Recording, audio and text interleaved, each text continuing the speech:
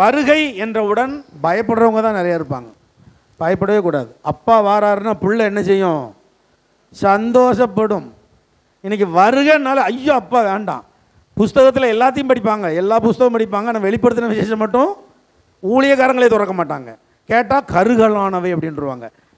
வெளிப்படுத்தல் விசேஷத்தை திறக்கவே கூடாதுமாங்க. கிடையவே கிடையாதுங்க. உங்கள் வாழ்க்கைக்கேற்ற பல நல்ல காரியங்கள் வெளிப்படுத்தின விசேஷத்தில் எழுதப்பட்டிருக்கு. பிசாசானவன் நம்ம கண்ணை மறைச்சி அதை வாசிக்க விடாமல் ஆக்கிக்கிட்டு இருக்கான். வெளிப்படுத்தின விசேஷம் ரொம்ப முக்கியமான ஒரு புஸ்தகம். அந்த புஸ்தகத்தில் ரகசியங்கள் சிலருக்கு என்ன செய்யாது? வெளிப்படாது. அவ்வளவுதான். வெளிப்பாடு உள்ளவர்களை கொண்டு கர்த்தர் சொல்லும்போது நீங்கள் என்ன செய்யணும்? கேட்டுக்கொள்ள வேண்டும். மத்தேயு 24ஆம் அதிகாரம் 44ஆம் வசனம்.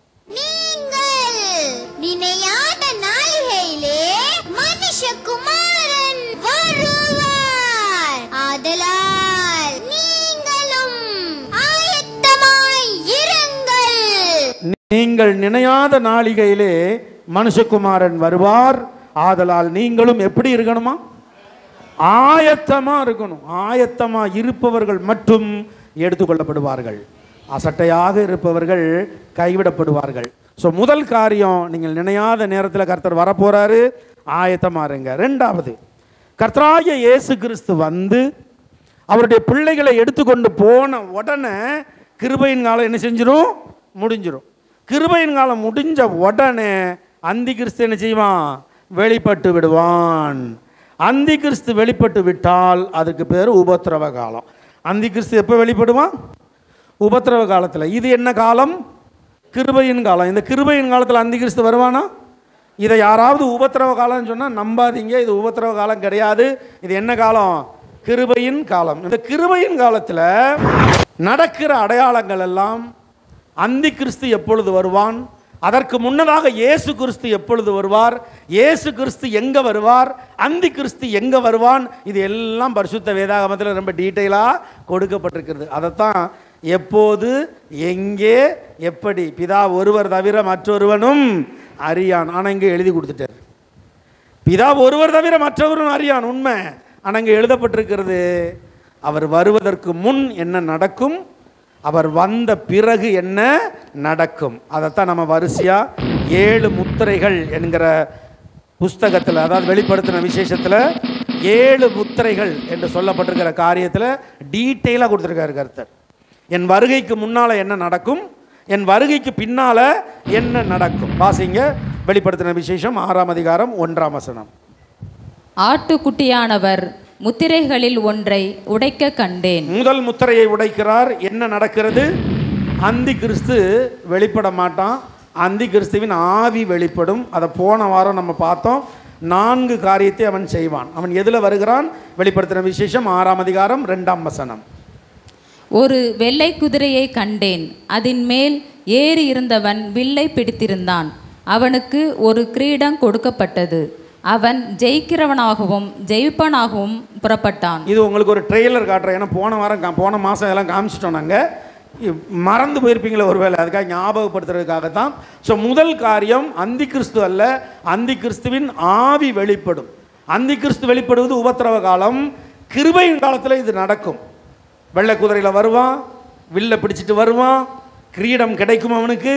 அவன் ஜெயிக்கிறவனாகவும் ஜெயிப்பவனாகவும் புறப்படுவான். ஸோ இதெல்லாம் எப்படி நடக்குங்கிறத போன மாதம் நம்ம என்ன செஞ்சிட்டோம்? பார்த்துட்டோம். முதல் முத்திரையில். இது 2வது முத்திரை. வாசிங்க வெளிப்படுத்தின விசேஷம் 6ல் 3-4 வசனங்கள். பூமியில் உள்ளவர்கள் ஒருவரை ஒருவர் கொலை செய்யத்தக்கதாக சமாதானத்தை பூமியிலிருந்து எடுத்து போடும்படியான அதிகாரம் கொடுக்கப்பட்டது. நீங்கள் மனசாட்சியை தொட்டு சொல்லுங்க, ராத்திரி தூங்கும் போது சமாதானத்தையோடு தூங்க போறீங்க? ஏதாவது ஒரு டென்ஷன் நமக்கு இருக்கும், ஏதாவது ஒரு பிரச்சனை இருக்கும். ஏன்னா 2வது முத்திரை உடைக்கப்பட்ட காலம் இது. சமாதானம் எடுத்து போடப்படுகிறது. 2வது முத்திரையில் என்ன எடுத்து போடப்படுகிறது? ஊருக்குள்ளே சமாதானமே இருக்காது, தேசத்தில் சமாதானமே இருக்காது, குடும்பத்தில் சமாதானமே இருக்காது. ஆனால் எல்லார்ட்டையும் இருந்து எடுக்க முடியுமா? ஒரு கூட்டத்திட்ட இருந்து சமாதானத்தை எடுக்கவே முடியாது. அது எந்த கூட்டம்? கர்த்தரை மட்டுமே நம்பி இருக்கிற கூட்டம். அல்லேலூயா. அவங்கள்ட்ட இந்த 2வது முத்திரைலாம் வேலை செய்யவே செய்யாது. வேலை யார்கிட்ட செய்யும்? உலகத்தார்கிட்ட செய்யும். கர்த்தரை நம்பாதவர்கள்ட்ட அது வேலை செய்யும். சமாதானம் எடுபட்டு போகும். ஆனால் கர்த்தருடைய பிள்ளைகளுக்கு காலையில் சண்டை பிரச்சனைனா சூரியன் அஸ்தமிப்புக்கு எல்லாம் மறைஞ்சு போயிடும். மற்றவர்களுக்கு பிரச்சனை வந்தால் வாழ்நாள் முழுக்க நீ சாகிற வரை அவன் மூஞ்சில் முழிக்க மாட்டேன்னு போயிட்டே இருப்பான். கர்த்தருடைய பிள்ளைகளுக்கும் மற்றவர்களுக்கும் அதான் வித்தியாசம். ரெண்டாவது முத்திரை சண்டையை கொண்டு வருகிறது, உலகம் முழுவதும் யுத்தத்தை கொண்டு வருகிறது. இது நம்ம போன மாதம் பார்த்துட்டோம். அதில் 3ஆம் உலகப் போரும் அடக்கம் இல்லைங்களா? அது யுத்தம், பெரிய யுத்தமாக கிளம்பும். அதெல்லாம் நம்ம போன மாதம் பார்த்துட்டோம். அடுத்தது 3வது முத்திரை, வெளிப்படுத்தின விசேஷம் 6ஆம் அதிகாரம் 5-6 வசனங்கள். அவர் 3ஆம் முத்திரையை உடைத்தபோது 3ஆம் ஜீவனானது, நீ வந்து பார் என்று சொல்ல கேட்டேன். நான் பார்த்தபோது இதோ ஒரு கருப்பு குதிரையை கண்டேன். அதன் மேல் ஏறியிருந்தவன் ஒரு தராசை தன் கையிலே பிடித்திருந்தான். அப்பொழுது ஒரு பணத்துக்கு 1 படி கோதுமை என்றும் 1 பணத்துக்கு 3 படி வார் கோதுமை என்றும் எண்ணெயையும் திராட்சரசத்தையும் சேதப்படுத்தாதே என்றும் 4 ஜீவன்களின் மத்தியிலிருந்து உண்டான சத்தத்தை கேட்டேன். 3வது முத்திரையின் அடையாளம் போன மாதம் பார்த்துட்டோம். முதலாவது 1 கிலோக்கு 1 கிலோ அரிசி கொடுப்பார்கள், கொடுத்து விட்டார்கள். 2வது இலவச அரிசி கொடுப்பார்கள், கொடுத்து விட்டார்கள். அது விளக்கமாக டீட்டெயிலாக நம்ம பார்த்தோம் இந்த 3வது முத்திரையில். ஆனால் 3வது முத்திரையின் உண்மையான ரகசியம் அது கிடையாது. எழுத்தின்படி ரகசியம் இலவச அரிசி கொடுக்கணும், கொடுத்துட்டாங்க. ஃப்ரீ ரைஸ் கொடுக்கணும், கொடுத்துக்கிட்டு இருக்காங்க. இப்போ உண்மையான ரகசியம் என்னது? 666 முத்திரை கொடுக்கப்படும். அதான் உண்மையான ரகசியம். 666 முத்திரை, அதாவது அளந்து தான் கொடுப்பான். தராசை கையில் பிடிச்சிக்கிட்டு யார் கையில் முத்திரை இருக்கோ அவங்களுக்கு மட்டும்தான் சாப்பாடு கிடைக்கும். மற்ற ஒருத்தருக்கும் என்ன செய்யாது, ஒன்றும் கிடைக்காது. வேலை கிடைக்காது, வீடு கிடைக்காது. நீங்கள் சொன்னால் சொந்த வீடு என்னெல்லாம் அசைக்க முடியாது. 666 வாங்காமல் வீடுலாம் என்ன செய்யாது. உங்கள் சொந்த வீடாக இருந்தாலும் பிடிங்கிட்டு விட்டுருவான். ஆமாம், எல்லாம் பறி போய்விடும். 666 யார் வச்சுருக்காங்களோ அவங்களுக்கு மட்டும்தான் எல்லாம் கிடைக்கும். ஆனால் வேதம் சொல்லுகிறது 666 வாங்கிட்டான் அப்படின்னா அவனுக்கு என்ன கிடைக்காது? பரலோகம் கிடைக்காது. என்ன கிடைக்கும்? நரகம் கன்ஃபார்ம். ஸோ அது பெரிய பிரசங்கம், அது நேரம் இல்லை. ஸோ இலவச அரிசியையும் 1 ரூபாய்க்கு 1 கிலோ அரிசி எப்படி கொடுப்பாங்க இந்த வசனத்தின்படிங்கிறத டீட்டெயிலாக நம்ம போன மாதம் பார்த்துட்டோம். 666 நம்ம டீட்டெயிலாக அடுத்த மாதம் பார்க்கலாம். 4வது முத்திரை, இங்கேருந்து கொஞ்சம் ஸ்லோவாக உங்களுக்கு நான் சொல்லிட்டு போவேன். வெளிப்படுத்தின விசேஷம் 6ஆம் அதிகாரம் 7-8 வசனங்கள். அவர் 4ஆம் முத்திரையை உடைத்தபோது 4ஆம் ஜீவனானது, நீ வந்து பார் என்று சொல்லும் சத்தத்தை கேட்டேன். நான் பார்த்தபோது இதோ மங்கின நிறமுள்ள ஒரு குதிரையை கண்டேன். அதன் மேல் ஏறி இருந்தவனுக்கு மரணம் என்று பெயர். பாதாளம் அவன் பின் சென்றது. பட்டயத்தினாலும் பஞ்சத்தினாலும் சாவினாலும் பூமியின் துஷ்ட மிருகங்களினாலும் பூமியின் கார் பங்கிலுள்ளவர்களை கொலை செய்யும்படியான அதிகாரம் அவைகளுக்கு கொடுக்கப்பட்டது. 4வது முத்திரை உடைக்கும் போது என்ன நடக்கு? பூமியின் கார்பங்கு மக்கள் கொல்லப்படுவார்கள். எத்தனை பங்கு? இப்போ 900 கோடியை நெருக்கிட்டு 800 கோடின்னு சொல்லிட்டு இருந்தாங்கல்ல, இப்போ நெருக்குது 900 கோடி. இப்போ உலகத்திலேயே அதிக மக்கள் தொகை உள்ள நாடு எது? ஐயோ ஆண்டவரே, சீனாவா? உலகத்தில் அதிக மக்கள் தொகை கொண்ட நாடு சீனா கிடையாது. சீனா இருந்துச்சு. சீனா நான் படித்த நாட்கள், நான் ஸ்கூலில் படிக்கும்போது உலகத்தில் அதிக ஜனத்தொகை கொண்ட நாடு சீனா, நான் படிச்சிருக்கேன். ஆனால் இப்போ சீனாவா? உலகத்தில் அதிக மக்கள் தொகை கொண்ட நாடு இந்தியா. அங்கே தான் நீங்கள் இருக்கீங்க. இந்தியா தான் இப்போ நம்பர் 1. எதில்? மக்கள் தொகையில். உலகம் முழுக்க 900 கோடி ஆகிப்போச்சு. நம்ம இந்தியாவில் மட்டும் 148 கோடி ஆகிப்போச்சு இல்லையா? இப்போ நான் சொல்லிக்கிட்டு இருக்கும் போதே 1 கோடி ஏறிடும். ஆமாம், அவ்வளவு ஜனத்தொகை இருக்கு. கிருபையின் காலத்தில் ஒரு அறையில் எத்தனை பேர் கொல்லப்படுவாங்க? எத்தனை? சரி 90, சரி 900 விட்டுருங்க, 800னே பிடிப்போம். 800 கோடின்னு வச்சுக்கோங்க. 800 கோடி. 800 கோடியில் 1/4 பங்குனா எத்தனை கோடி? 200 கோடி பேர் என்ன செய்வாங்க? இப்போ 800 கோடி மக்கள் இருக்காங்கன்னு வச்சுக்கோங்க, அதான் உண்மை. 1/4 பங்கு மக்கள் செத்து போயிடுவாங்களாம். அப்படின்னா எத்தனை கோடி? கொரோனா வந்தபோது எத்தனை பேர் செத்தான் தெரியுமா? முழு உலகத்தில் கொரோனா வந்துச்சுல, கொரோனா வீட்டுக்குள்ளேயே கிடந்தீங்களே, எத்தனை பேர் செத்தாங்க தெரியுமா உங்களுக்கு? முழு உலகத்தில் 2 கோடி கூட சாவலை. எத்தனை கோடி? ஆனால் அந்த கொரோனாவில் டேஞ்சராக இருந்துச்சு, கொரோனானாலே பயமாக இருந்துச்சுல்ல. ஆனால் 4வது முத்திரை சொல்லுது எத்தனை கோடி சாவாங்க தெரியுமா? 200 கோடிக்கும் மேற்பட்ட மக்கள் செத்து போவார்கள். எப்படி செத்து போவார்கள்? முதல்ல பட்டயத்தால். முதல்ல 4வது முத்திரையில் 4 மரணம், 200 கோடி பேரை கொல்றதுக்கு. 200 கோடி பேரை கொல்றதுக்கு 4 மரணத்தை பிசாசு கொண்டு வருவான். கர்த்தர் அனுமதி கொடுத்துருவார். கர்த்தர் அனுப்ப மாட்டார். கர்த்தர் யாரையும் கொல்றது கர்த்தருக்கு பிடிக்காதுங்க. கெட்டு போகக்கூடாது, யாருமே கெட்டு எல்லாரும் காப்பாற்றுறது கர்த்தருடைய கிருபை. ஆனால் 2000 வருஷம் கொடுத்தாச்சுல்ல டைமு, இப்போ அனுமதி கொடுக்கார். நோவாவின் காலத்தில் 120 வருஷம் கொடுத்து கப்பலை கெட்டு கெட்டு கெட்டு கெட்டு ஒரு வயலும் உள்ள வரல. 120 வருஷம் சுவிசேஷம் சொல்லி ஒருத்தனும் மனம் திரும்பல. இப்போ 2000 வருஷம் சுவிசேஷம் சொல்லப்படுது. கர்த்தர் கண்ணீரோடு இந்த கடைசி காலத்துக்கு வந்துட்டார். என்ன செய்ய? இத்தனை பேர் சாவ போகிறானே. எத்தனை பேர்? 200 கோடி பேர் சாக போகிறாங்க. முதல்ல பட்டயத்தினால. பட்டயம்னா என்னன்னு போன மாதம் பார்த்தவங்க சொல்லுங்கள். பட்டயம்னா என்னது? கத்தியா? கத்தி, கன்னு, அதெல்லாம் அங்கே பட்டயம். கிறிஸ்தவருடைய பட்டயம் பைபிள். இந்த பட்டயத்தை வச்செல்லாம் 200 கோடியை கொல்ல முடியாது. கன்று இருக்குல்ல, கன்று, அது ஒரு பட்டயம் இல்லையா? அந்த பட்டயம் இப்போ அதிகமாக யார் கையில் இருக்குது? அந்த கன்னெல்லாம் அதிகமாக யார் யூஸ் பண்ணுறா? தீவிரவாதிகள். அவர்கள் தான் என்ன செய்கிறாங்க? அதிகமாக. முதலாவது மரணம் பட்டயம். கிறிஸ்தவர்களுடைய பட்டயம் வேதாகமம். இந்த வசனத்தில் சொல்லப்பட்டிருக்கிற பட்டயம் தீவிரவாதம்.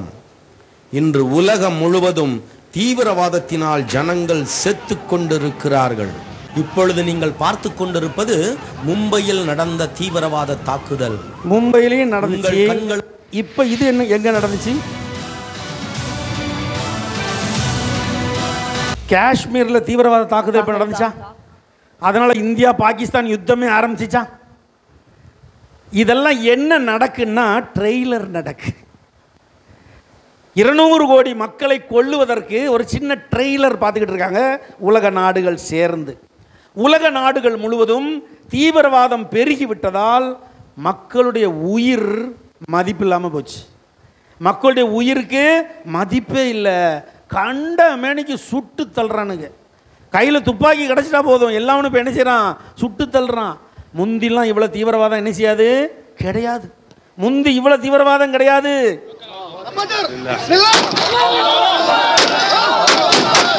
உலகம் முழுவதும் தீவிரவாதம் பெருகிவிட்டது. அது முதலாவது மரணம் 4வது முத்திரையில். 2வது மரணம் பஞ்சம். ₹1 அரிசி, இலவச அரிசி சந்தோஷமா இருக்குல்ல. ஆனால் அடுத்து வர்றது என்னது? பஞ்சம். இலவச அரிசி போடுறாங்க, யாராவது வாங்கி சாப்பிட்றீங்களேங்க?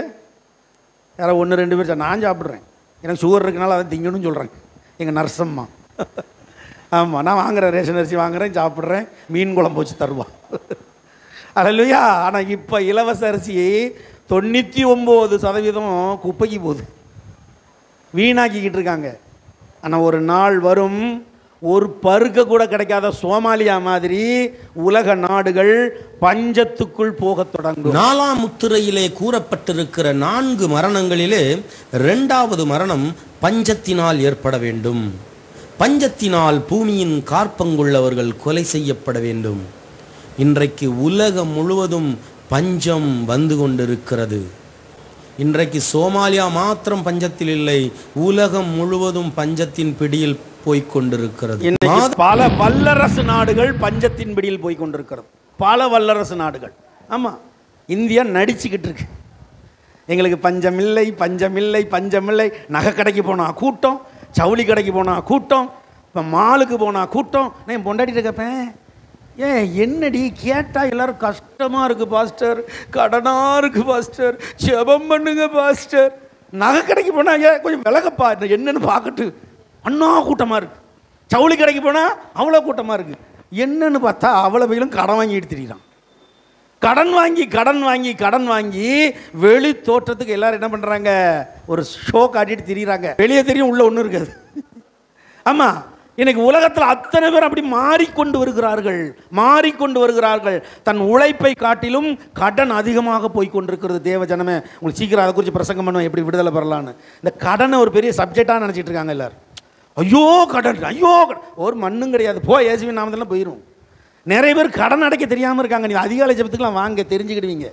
ஆமாம், எங்கள் அதிகாலை ஜெபத்தில் கலந்துக்கிட்டா கடனெல்லாம் எப்படி அடைக்கலாங்கிறத நீ என்ன செய்வீங்க? தெரிஞ்சுக்கிடுவீங்க. எங்கள் அதிகாலை ஜெபத்துக்கு வர்ற நிறைய பேர் சொல்கிற சாட்சி கடன் அடைச்சி விடுதலையாக இருக்கும். இனி கடன் வாங்க மாட்டோம். ரகசியம் தெரிய மாட்டேங்குது. இப்போ பாருங்க, 3வது மரணம் சாவினால் ஏற்படுகிறது. 2வது மரணம் பஞ்சம், 3வது மரணம் சாவு. எப்படி வரப்போகுது அது? லூக்கா 21 சொல்லப்பட்டிருக்கு, பூகம்பம் சுனாமி. இந்த பூகம்பம் சுனாமி மூலியமாக பல இடங்களில் ஜனங்கள் மடிவார்கள். இதுவரைக்கும் வந்த பூகம்பம் எல்லாம் ட்ரெய்லர். நான் உங்களுக்கு சொல்லிகிட்டே வரேன், நல்லா எழுதி வச்சுக்கோங்க. இதுவரைக்கும் நீங்கள் பார்த்த கொரோனா, இதுவரைக்கும் நீங்கள் பார்த்த சுனாமி, இதுவரைக்கும் நீங்கள் பார்த்த பூகம்பம், இதெல்லாம் என்னது? சும்மா ட்ரெய்லர். மெயின் பிக்சர் இனிமே தான் இருக்குது. மெயின் பிக்சர் இந்த 7 முத்திரைக்குள்ளே தான் இருக்குது. ஆமாம், இங்கே 3வது காரியம் பூகம்பம் உலகம் முழுவதும். மற்றும் ஒரு அண்மை செய்தியை பார்த்து வருகிறோம். ஆப்கானிஸ்தானில் ஏற்பட்ட நிலநடுக்கத்தில் பாதிக்கப்பட்டு உயிரிழந்தோரின் எண்ணிக்கை தற்போது ஒரு 10 பேர் செத்தான், 20 பேர் செத்தான் தான் இருக்கும். இப்போ எத்தனை ஆயிரம் சொல்கிறாங்க? 23,000, 19,000. இது சும்மா கணக்குக்கு லட்சக்கணக்கில் செத்துக்கிட்டு இருக்கான்.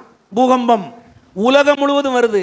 என்ன ஒரு வித்தியாசம் தெரியுமா? தமிழில் ஒரு பழமொழி சொல்லுவாங்க, பூனை பால் குடிக்கும் போது என்ன செய்யுமா? கண்ணை மூடிக்கிடுமா. உலகமே இருண்டு போச்சுடா, நம்ம மட்டும்தான் இருக்கோம், எவனும் இல்லை அப்படின்னு கண்ணை மூடி பால் குடிக்குமா. அந்த மாதிரி நம்ம ஒன்றுமே நமக்கு நடக்கலை. தூத்துக்குடியில் ரொம்ப ஜாலியாக இருந்துக்கிட்டு இருக்கோம். நம்ம உலகத்தில் சுற்றி அத்தனை அடையாளத்தையும் தேவன் என்ன செய்கிறாரு? நடத்துகிறாரு. தூத்துக்குடியிலும் நடத்துகிறார். தூத்துக்குடியிலையும் அடையாளத்தை என்ன செய்கிறாரு? காட்டுறாரு. உங்களுக்கு வரும் கடைசியாக அது. தூத்துக்குடியிலையும் அநேக அடையாளங்கள் பைபிளில் எழுதப்பட்டது நடந்து கொண்டு வருகிறது. பூகம்பம் பார்த்தோம், இப்போ அடுத்து சுனாமி. எரேமியா 47:2 வாசிங்க.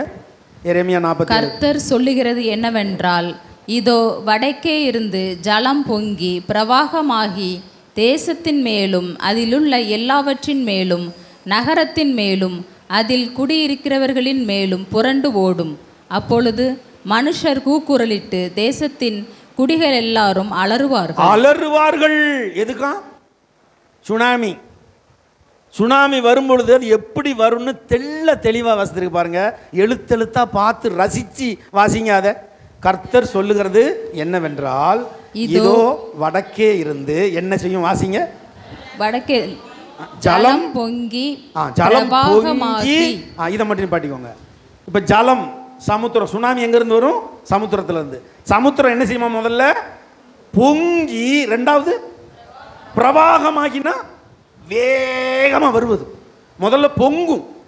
நம்ம தூத்துக்குடி எங்கே இருக்குது தெரியுமா? கடல் மட்டத்துக்கு மேலே இருக்கா கீழே இருக்கா? கடல் மட்டத்துக்கு கீழே இருக்குது. நீங்கள் 10 மாடி வீடு கட்டி 10 மாடியில் போய் நெல்லுங்க, 10வது மாடியில் நெல்லுங்க. அப்பவும் நீங்கள் எங்கே இருப்பீங்க?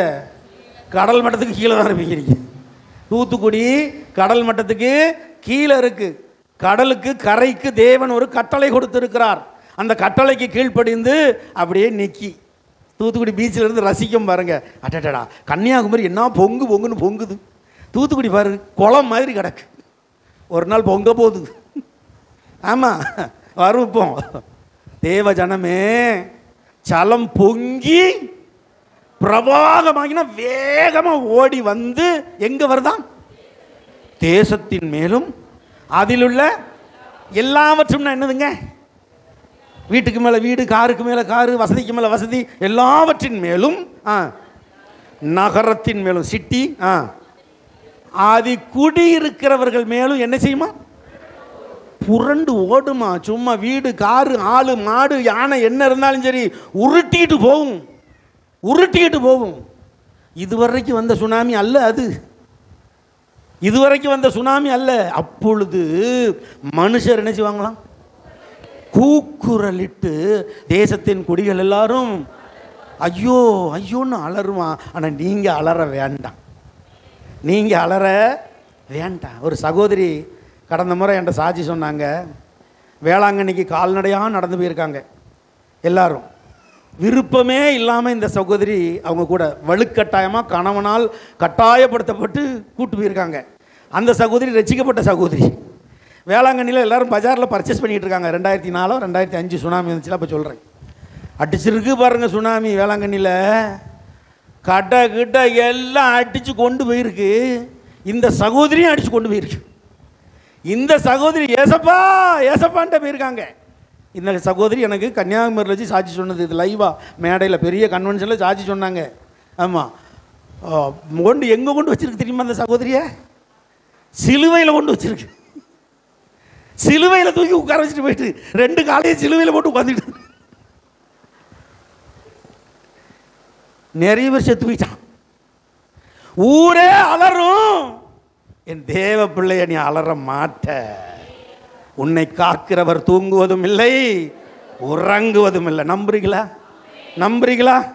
நம்புறவங்க மட்டும் அலைய சொல்லுங்க பாப்போம்.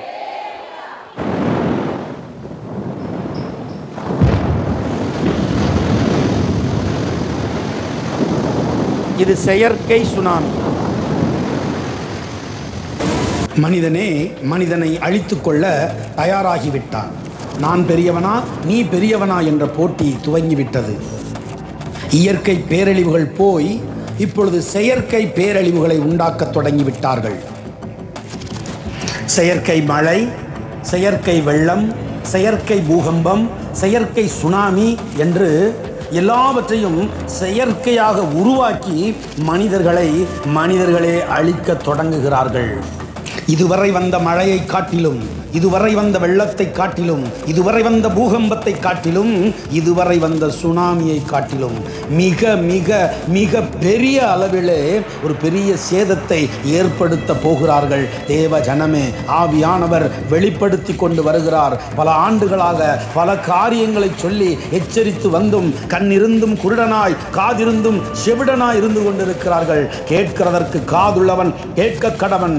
தேசங்களை அழிக்கும்படியாக பிசாசானவன் காலத்துக்கு முன்னமே செயல்பட தொடங்குகிறான். கர்த்தருடைய ரகசிய வருகை இல்லை என்று சொல்லும்படியாக, நீ பரலோகத்துக்கு எடுத்துக்கொள்ளப்பட மாட்டாய் என்று உனக்குள் ஒரு அவிசுவாசத்தை கொண்டு வரும்படியாக, உபத்திரவ காலத்தில் நடக்க வேண்டிய சம்பவங்களை எல்லாம் கிருபையின் காலத்திலே நடத்தி காண்பிக்கிறான். தேவ ஜனமே, எப்படியெல்லாம் செயற்கை மழை உண்டாக்கப்படுகிறது, எப்படி செயற்கை வெள்ளம் வருகிறது, எப்படி செயற்கை பூகம்பம் வருகிறது, எப்படி செயற்கை சுனாமி வருகிறது என்பதை தொடர்ந்து இந்த வீடியோ காட்சிகளை பார்த்து தெரிந்து கொள்ளுங்கள். எந்த நாடும் பகிரங்கமாக அறிவிக்கவில்லை, நாங்கள் தான் இதை செய்கிறோம் என்று எந்த நாடும் பொறுப்பெடுக்கவில்லை. எல்லாரும் மறைமுக யுத்தத்தை செய்ய தொடங்கிவிட்டார்கள். நேர்முகமாக அல்ல, மறைமுகமான யுத்தம் தொடங்கப்பட்டு விட்டது. தேவ ஜனமே, நீ எச்சரிக்கையாயிரு, நீ விசுவாசத்தை விட்டுவிடாதே, கர்த்தருக்குள் நிலைத்திரு. செயற்கை சுனாமி எப்படி உருவாக்கப்படுகிறது தெரியுமா? நீர்மூழ்கி கப்பல்களுக்குள்ளே மிகப்பெரிய அணுகுண்டுகளை பொருத்தி குறிப்பிட்ட ஒரு எல்லைக்குள்ளே, அந்த டெட்டானிக் பிளேட் என்று சொல்லப்படுகிற பகுதிக்குள்ளாக எந்த நாட்டை குறிவிக்கிறார்களோ அதற்கு எதிர்புறத்திலே இதை மோத வைக்கிறார்கள். அந்த பிளேட்டுகள் அசையும் பொழுது அந்த பிளேட்டுகளில் மோதுகிற விசைக்கு தக்கன எவ்வளவு அதிக வேகத்தோடு மோதுகிறதோ அவ்வளவு அதிகமான சுனாமியை அது கொண்டு வரும். தேவ ஜனமே, அவர்கள் வேகத்தை அவர்களே நிர்ணயிக்கிறார்கள். எத்தனை பேர் மரிக்க வேண்டும், சுனாமியின் அளவு எவ்வளவு வர வேண்டும் என்று அவர்களே நிர்ணயம் பண்ணுகிறார்கள். தேவ ஜனமே, ஆதாரம் இல்லாதபடிக்கு, எந்த நாடும் அறிந்து கொள்ளாதபடிக்கு மறைமுகமாக இதை செய்ய தொடங்குகிறார்கள். புரியும்படியாக சொல்லுகிறேன், இந்தியாவிலே போக்குரான் அணுகுண்டு வெடித்த பொழுது ஒரு நாட்டுக்கும் தெரியாது, மிக ரகசியமாக அது வெடிக்கப்பட்டது. அதை போல்தான் பல நாடுகள் அந்த தந்திரத்தை கையாண்டு இன்றைக்கு நாடுகளுக்கு நாடு போர் செய்ய தொடங்குகிறது. மறைமுக யுத்தம், மனிதர்கள் செத்து மடிகிறார்கள். தேவ ஜனமே, இந்த போட்டிக்கு நடுவிலே நீ கர்த்தருடைய வருகைக்கு ஆயத்தப்படு. நடப்பதெல்லாம் நன்மைக்கு என்று எந்தவித பயத்துக்கும் இடம் கொடுத்து விடாதபடி நீ கர்த்தருடைய வருகைக்கு ஆயத்தப்படு. தேவ ஜனமே, உபத்திரவ காலத்துக்கு முன்னதாக கிருபையின் காலத்திலே உபத்திரவ காலத்து அடையாளங்கள் அனுமதிக்கப்படுகிறது. எதற்காக? என் பிள்ளைகளே, இதையெல்லாம் பார்த்தாவது நீங்கள் மனம் திரும்புங்கள். வரப்போகிற உபத்திரவ காலம் மகா கொடியதாக இருக்கும் என்பதை உணர்த்தும்படியாக கிருபையின் காலத்தில் அங்கும் இங்குமாக சில பேராபத்துகள் நடக்க தொடங்குகிறது. எச்சரிக்கை! கர்த்தராகிய இயேசு கிறிஸ்துவின் வருகை நிச்சயம் நிச்சயம் நிச்சயம். அவர் சீக்கிரமாய் வரப்போகிறார். அவருடைய வருகையிலே காணப்பட குடும்பமாக ஆயத்தப்படுங்கள். சபையே, நீ மனவாட்டி சபையாக மாற ஆயத்தப்படு. மனம் போன போக்கிலே போகிற சபையே, நீ மனவாட்டி சபையாக மாறு. உன்னைத்தான் கர்த்தர் எச்சரிக்கிறார். கர்த்தராகிய இயேசு கிறிஸ்து சீக்கிரம் வரப்போகிறார். நீங்கள் ஆயத்தமா? இன்னைக்கு உலகம் முழுவதும் சுனாமி வந்து கொண்டிருக்கிறது. இயற்கையாக அல்ல, நீங்கள் எழுதி வச்சுக்கோங்க. இப்போ வர்ற சுனாமி நாட்டுக்கு நாடு போட்டியில் வந்துக்கிட்டு இருக்கு. நதியை திறந்து விட்டாங்கல்ல, அது நதியை திறக்கலை. அவங்க என்ன செஞ்சாங்க தெரியுமா? அது வரும் பாருங்கள், இப்போ உங்களுக்கு காட்டுறேன். அதை நடந்தது அப்படியே காட்டுறேன். அவங்க நதியெல்லாம் திறக்கலை, செயற்கை மழையை தண்ணில் பெய்ய வச்சாங்க. செயற்கை மழையை பெய்ய வச்சு பெரு வெள்ளத்தை உண்டாக்கி, அது எந்த பக்கத்தில் பெய்ய வச்சாங்க? எங்கே இராணுவம் இருக்கிறதோ, இராணுவத்தின் கூடாரம் இருக்கிறதோ, ஒரு பக்கம் மேலேருந்து அடி, கீழேருந்து அடி, இயற்கையை வச்சு அடி அப்படின்னு. இதெல்லாம் அட்வான்ஸ் டெக்னாலஜி. நீங்கள் வாழ்ந்து கொண்டிருப்பது அட்வான்ஸ் டெக்னாலஜி காலத்தில் வாழ்ந்து கொண்டிருக்கிறீங்க. நான் தான் அடிக்கடி சொல்லுவேன், இந்த செல்ஃபோனெல்லாம் ரொம்ப கவனமாக யூஸ் பண்ணுங்கள். ரொம்ப அட்வான்ஸ் டெக்னாலஜிக்கு காலம் போயிட்டு ரொம்ப கேர்ஃபுல்லாக யூஸ் பண்ணுங்கள். உங்களை தெரியாமல் உங்களை திருடிடுவாங்க. நீங்கள் நினச்சிக்கிட்டு இருக்கீங்க நம்ம பார்க்கோம் டிலைட் பண்ணுறோம், நம்ம பேசுகிறோம் டிலைட் பண்ணுறோம், உள்ளே போய் பின்னுக்குள்ளே போய் டிலைட் பண்ணுறோம், ஹார்ட் டிஸ்குள்ளே போய் டிலைட் பண்ணுறோம், மொத்தமாக டிலைட் பண்ணிட்டோம், உள்ளே ஒன்றுமே இல்லை. இது நீங்கள் நினச்சிக்கிட்டு இருப்பீங்க. ஆனால் நீங்கள் எல்லாரும் பார்க்கப்படுகிறீர்கள். மறைவானது ஒன்றுமில்லை, எல்லாம் வெளியரங்கமாக்கப்படும். தேவ ஜனமே, இன்னைக்கு இந்த ரகசியம் விவரம் தெரியாமல் அநேகர் என்ன செய்கிறார்கள்?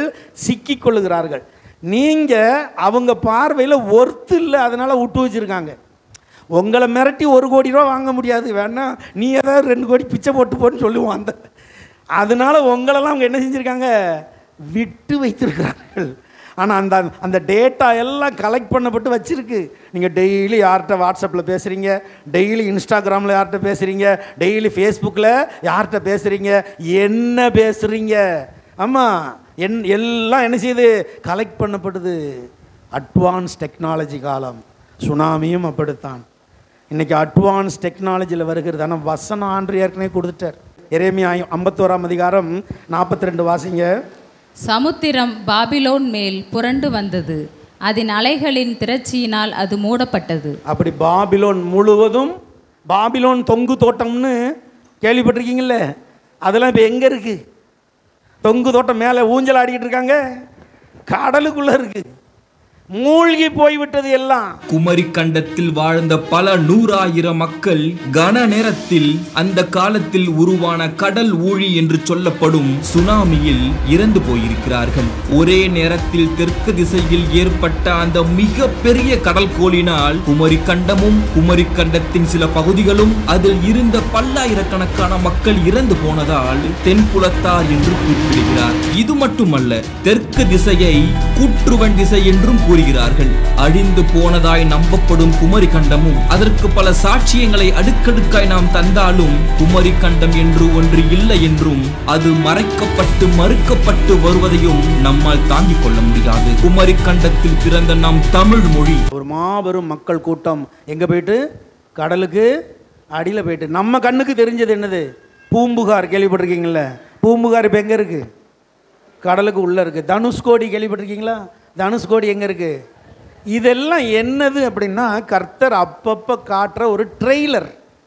அந்த காலகட்டத்துக்கு தக்கன ஒரு ட்ரெய்லரை காமிச்சு மனம் திரும்புங்கப்பா, மனம் திரும்புங்க, இப்படி பிரச்சனைலாம் இருக்குது பாருங்கள், பொல்லாதது நடக்கு பாருங்கள், மனம் திரும்புங்க. ஆனால் வேதம் சொல்லுகிறது, கண்ணிருந்தும் குருடனாய் காதிருந்தும். ஏன் ஆண்டவர் அப்படி சொன்னார்? சில ஊழியக்காரங்க பைபிள் மட்டும் வச்சு பிரசங்கம் பண்ணுவாங்க. ஆனால் என்னைய மாதிரி ஒரு சில ஊழியக்காரங்க படத்தை போட்டு பிரசங்கம் பண்ணுவாங்க. இந்த படத்தை போட்டு பிரசங்கம் பண்ணுறதுக்காக ஆண்டவர் சொன்னது, கண்ணிருந்தும் காமிச்சான ஒரு காலத்தில். ஜான், உனக்கு நீ பார்க்கலையா? மைக் வச்சு பிரசங்கம் பண்ணான்ல, காது இருந்து கேட்டியா? கண்ணிருந்தும் குருடனாய் காதிருந்தும் செவிடனாக இருக்கிற கூட்டம் கொரோனா வரும், வரும்போது நடுங்கும். கொரோனா அங்கிட்டு போனோன்னே இங்கிட்டு போவோம். நம்ம ஆண்டவர் எதையாவது அனுப்புவார், அந்த நேரம் ஐயோ ஆண்டவரே, அந்த சரியான உடனே ஆண்டவராவது ஒன்றாவது, நான் ரொம்ப பிஸி. கர்த்தர் ஒன்றொன்னா கொடுக்குறார். ஆனால் அதை பார்த்து நீங்கள் என்ன செஞ்சிடக்கூடாது? பயந்துடக்கூடாது. சங்கீதம் 46:1 சொல்லுகிறது, தேவன் நமக்கு அடைக்கலமும் பெலனும் ஆபத்து காலத்தில் அனுகூலமான என்ன சுனாமி வந்துட்டு போட்டு, என்ன பூகம்பம் வரட்டும்னு திரும்பவும் சொல்கிறேன், நீ விசுவாசித்தால் தேவனுடைய மகிமையை காண்பா. நீ 10வது மாடியில் ஏறி நின்று விசுவாசம் இல்லாமல் இருந்தால் சுனாமி அடிச்சுட்டு போயிடும். நீ கிரவுண்ட் ஃப்ளோர்லேயே இருந்தாலும் நீ விசுவாசத்தோடு இருந்தால் சுனாமியில் பாதுகாக்கப்படுவாய். நம்புறீங்களா? நம்புகிறவங்க இன்னொரு அலையிலே சொல்லுங்கள் பார்ப்போம். மொத்தம் எத்தனை முத்திரை? 7 முத்திரை. 7 முத்திரையில் எத்தனை முத்திரை இப்போ பார்த்தோம்? 4 முழுசும் பார்க்கல. 4 முழுசும் பார்க்கல. டேட்டு போட்டு இன்று இதுதான் செய்தி. இன்னைக்கு இவ்வளோ நேரம் போன மாதம் உங்களுக்கு லேசாக சொல்லிட்டு போனதை இந்த மாதம் டீட்டெயிலாக கொஞ்சம் சொல்லியிருக்கேன், அவ்வளோதான். ஸோ இன்று என்ன பார்க்க போகிறீங்க? மிகப்பெரிய அழிவு உண்டாக போகிறது என்பதற்கு ஒரு முக்கிய அடையாளத்தை பார்க்க போகிறீங்க. இந்த சுனாமி சொல்லிகிட்டே இருக்கேன்ல, இது வரப்போகுது. இது வந்தால் என்ன நடக்கும்? பூமியின் கார்பங்க வலிச்சுக்கிட்டு போயிடும். அப்படியே கோடிக்கணக்கான மக்கள் செத்து போவாங்க. அதுக்கு ஒரு அடையாளத்தை கர்த்தர் இப்போ விட்டுருக்கார். எப்போவுமே நம்ம கர்த்தர் அடையாளத்தை காண்பிப்பார். சத்துரு அடையாளத்தை காமிக்காது. உண்மையாக யுத்தம் பண்ணுறவங்க என்ன செய்வாங்க? நேருக்கு நேர் யுத்தம் பண்ணுவாங்க. பொல்லாதவர்கள் மறைந்திருந்து யுத்தம். பிசாசு மறைந்திருந்து செய்வான், கர்த்தர் சொல்லிட்டு செய்வார். என் பிள்ளையே பேரழிவு வரப்போகிறது. நோவா சொன்ன மாதிரி தான் பிரதர் ஜான் கத்தி சொல்லிட்டு வர்றாரு.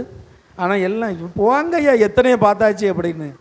பேரழிவு உண்டாக போகிறது என்கிற இந்த அடையாளம், இந்த அடையாளங்கள் உங்களை பயமுறுத்த அல்ல, உங்களை இயேசுவின் வருகைக்கு ஆயத்தப்படுத்த. வாசிங்க வெளிப்படுத்தின விசேஷம் 8ஆம் அதிகாரம் 8-9 வசனங்கள். நம்முடைய தூத்துக்குடியில் நடந்த அடையாளம் இது. 2ஆம் தூதன் எக்காலம் ஊதினான். அப்பொழுது அக்கினியினால் எரிகிற பெரிய மலை போன்றதொன்று சமுத்திரத்திலே போடப்பட்டது. அதனால் சமுத்திரத்தில் 1/3 பங்கு இரத்தமாயிற்று. சமுத்திரத்தில் இருந்த ஜீவனுள்ள சிருஷ்டிகளில் 1/3 பங்கு செத்து போயிற்று. கப்பல்களில் 1/3 பங்கு சேதமாயிற்று. 3 காரியம் இருக்குது. 3ஐயும் பார்க்க நமக்கு நேரம் இல்லை. ஒன்று சொல்கிறேன். அந்த சிகப்பு லைனில் இருக்குல்ல, சமுத்திரத்தில் இருந்த ஜீவனுள்ள சிருஷ்டிகளில் 1/3 பங்கு செத்து போயிற்று. இங்கே மனுஷர்கள்லையும் எத்தனை பேர் சாவ போகிறாங்க? 1/3 கால் பங்கு. அது கால் பங்கு. அங்கே சமுத்திரத்தில் 1/3 பங்கு. 900னா 300 கோடி சாவ போகுது. அங்கே எத்தனை இருக்கோ சமுத்திரத்துக்குள்ள மீன், மச்சங்கள், வகைகள் என்னெல்லாம் சமுத்திரத்துக்குள்ள இருக்கோ, அடி ஆழத்தில் இருந்தாலும் சரி, அது என்ன செய்கிறோம்? செத்துவோம். அதுக்கு அடையாளமாக நம்ம தூத்துக்குடியை கர்த்தர் செலக்ட் பண்ணார் ஃபஸ்ட்டு. ஆமாம், நம்ம தூத்துக்குடியை கர்த்தர் செலக்ட் பண்ணி வார்த்தையை எனக்கு அடிமைக்கு காமிச்சார் 14 வருஷத்துக்கு முன்னால். தூத்துக்குடி மாவட்டத்தில் உவரி என்கிற ஒரு ஊர் இருக்குது, தெரியுமா உங்களுக்கு? அந்தோனியார் கோயில் ரொம்ப ஃபேமஸ். என் மனைவி ரசிக்கப்படுறதுக்கு முன்னால் நானும் என் சாட்சி உங்கள் எல்லாருக்கும் தெரியும் இல்லையா, ஒரு காலத்தில் பயங்கர குடிகாரனாக வாழ்ந்தவன். ஸோ என்னுடைய ரட்சிப்புக்காக நான் நல்லவனாக மாற வேண்டும். ஏசப்பட்ட கேட்கல, மாதாவே அப்படின்னு. இங்கே 14 எத்தனை ஸ்தலம்? 9. இப்போ அவளுக்கும் மறந்துருக்கும். 9 ஸ்தலம் சொல்லுவாங்க தூத்துக்குடி மாவட்டத்தில். 9 ஸ்தலம் இருக்குது, மாதா ஸ்தலம். அந்த 9 ஸ்தலத்துக்கு இவ போய் ஏன் உயரத்துக்கு மெழுகுதிரி கொளுத்துவா. அதில் ஒவ்வொரு அந்தோனியார் கோயில். இதை நாங்கள் ரீஷூட் பண்ணோம். நாங்கள் ரசிக்கப்பட்ட பிறகு எங்கள் சிடி நீங்கள் யூடியூப்பில் பாருங்கள். எனக்கு நான் வெளியிட்டிருக்கிற சிடி நீங்கள் ஆயத்தமாங்கிற பேரில், ஜெயந்தி பேரில் உள்ள சிடி விடியலை தேடி அப்படிங்கிற தலைப்பில் ஒரு சிடி. ஆனால் அது ரிலீஸ் இன்றைக்கி வரைக்கும் ஆகலை. ஆமாம், அதில் ஒரு காட்சி நாங்கள் படமாக்கணும். ஒரு சாங் எங்களுக்காக ஒரு பாட்டு பிடிச்சி கொடுத்தாங்க, சூப்பர் பாட்டு. அந்த பாட்டை நாங்கள் ஷூட்டிங் எடுக்க போகிறோம். அப்போ எங்கள்கிட்ட டிரைவர், உடன் ஊழியர் எல்லாம் உண்டு. நாங்கள் படை சுரண்டு போகிறோம். ஒவ்வொருலையும் ஷூட் வரல. அந்த 9 கோயிலுக்கும் போகிறோம். மணல் மாதா கோயில், மறந்து போச்சு இப்போ அந்த பேரெலாம். நிறைய இருக்குது நம்ம தூத்துக்குடி மாவட்டத்தில். ஆர்சி காரங்களை கேட்டால் சொல்லிடுவாங்க, ஆர்சி மக்களுக்கு தெரியும். அப்போ இவளை கூட்டிகிட்டு போய் மெழுகுதிரி கொளுத்தணும். அந்தோனியார் கோயிலில் போய் ரீஷூட் பண்ணுறோம். என்னவா எனக்காக இவங்க கோயிலில் ஏறி இறங்குறாங்க அப்படிங்கிறத. அங்கே கோயிலில் போய் மெழுகுதிரி கொளுத்துற மாதிரி ஆக்ட் பண்ணிட்டு வெளியே வந்தாச்சு. கடற்கரையில் இறங்கி சோகமாக நடக்கணும். பேக்ரவுண்டில் சாங் வரும். அப்போ இவ சோகமாக நடக்கணும். நான் இவள்கிட்ட சொல்லியிருக்கேன், ஜெயந்தி கேமராவை பார்த்துறாத, சிரிச்சிடாத, சோகமாக நடந்து போ. நாங்கள் ரெக்கார்ட் பண்ணிகிட்டு இருக்கோம். நாங்கள் இங்கே கேமராலாம் ரெடியாக இருக்குது. இவன் கடற்கரைக்கு போகிறா, ஒவ்வொரு கடற்கரைக்கு கொடிமரம் இருக்குது. கொடிமரத்துக்கு மறைஞ்சு நான் நிற்கேன். அவளுக்கு ஆக்சுவலி என்ன செய்யணும்னு சொல்லி கொடுக்குறதுக்காக கொடிமர பக்கம் நான் நிற்கேன். இவன் கடற்கரைக்கு போகிறா. கடற்கரைக்கு போனவன் எட்டி பார்த்துட்டு ஓடியே வந்துட்டான். ஏப்பா அப்பா என்னங்க, வாங்க பாருங்கள் என்னன்னு பாருங்கப்பா. போய் பார்த்தா கடல் செக்க செவேர்னு ரத்தமாக இருக்குது. அப்படி கையில் எடுத்து பார்க்க அந்த தண்ணியை, ரத்தம் அப்படி ரத்தம் ஊற்றுது கையில். கடல் ஏன்டா ரத்தமாக இருக்குது? அப்படி அந்த ஊர்க்காரனை கூப்பிட்டு கேட்டேன், ஏப்பா கடல் ஏன் ரத்தமாக இருக்குது? இந்த கூடங்குளம் அணுல் உலை வந்திருக்குல்ல, அவன் ஏதோ கழிவு அனுப்பிட்டான் போல. நேற்று இருந்துச்சா அப்படின்னா, நேற்றுலாம் இல்லை, முந்தானத்து இல்லை, போன மாதம் இல்லை, இதான் ஃபஸ்ட் டைம் அப்படிங்க. எனக்கு மண்டையில் உரைச்சிட்டு டப்புன்னு வெளிப்படுத்தின விசேஷம் 8:8 ஞாபகத்துக்கு வந்துட்டு. வாசிங்க அது. 2ஆம் தூதன் எக்காளம் ஊதினான். அப்பொழுது அக்கினியால் எரிகிற பெரிய மலை போன்றதொன்று சமுத்திரத்திலே போடப்பட்டது. அதனால் சமுத்திரத்தில் 1/3 பங்கு இரத்தமாயிற்று. சமுத்திரத்தில் 1/3 பங்கு என்ன ஆகுமா? ரத்தமாகணும். அந்த வீடியோ இன்னைக்கு எடுக்கல, உங்களுக்கு அடுத்த மாதம் வேணா காட்டுறேன், யூடியூப்ல இருக்கு பாருங்க. தூத்துக்குடி மாவட்டம் அல்ல சகோதரனே சகோதரியே, அன்றைய தினம் யூடியூப்பை சர்ச் பண்ணா உலக நாடுகள் அத்தனையும் சமுத்திரம் இரத்தமாக மாறி இருந்தது. அதே நாளில் தானே, மீன்ஸ் அதுக்கு ஒரு வாரம் முன்ன பின்ன சமுத்திரத்தில் உள்ள மச்சங்கள், அதாவது திமிங்கலத்திலிருந்து சாரான நெத்திலி மீன் வர செத்து மிதக்குங்க. அப்படியே கேள்விப்பட்டீங்களா யாராவது? அது இப்பொழுதும் நடந்தது. பார்த்துக்கோங்க, இதுதான் உலக அழிய போகிற மீன்.